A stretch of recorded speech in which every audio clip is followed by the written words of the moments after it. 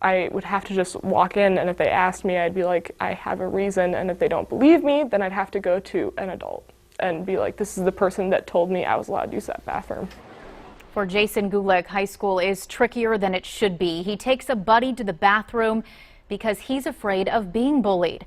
As a transgendered boy, he knows there's some who oppose which bathroom he feels he has the right to use, the one where he's most comfortable and least at risk. New at 10, a look at a proposed law filed in the South Carolina Statehouse and what it could mean for transgender teens.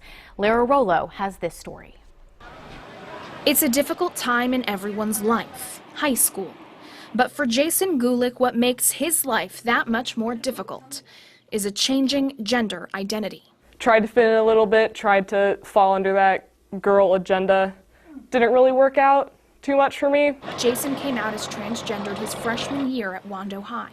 It didn't feel like that big of a difference. Like, my parents were crying. I didn't feel anything, only because I had felt like Jason for so long. He identifies as a male, but his biological marker is female. It's what scares him the most about a bill filed in the South Carolina Statehouse. If passed, it will force him and others like him to use a woman's restroom, because that's what it says on his birth certificate. Chase Glenn has changed his certificate to reflect his identity. This isn't protecting anyone. This is going to hurt people. Glenn says this proposal goes against the idea of equality. He believes it will only serve to further target the trans community of South Carolina. They're going to be called out and outed as trans, and the potential for violence is increased exponentially. It's hard to wrap your head around how they're going to process what I am under my clothes. It has been a 5-year transition for Riley Bakes. I don't have anything changed yet. I still have my birth name and sex marker as female.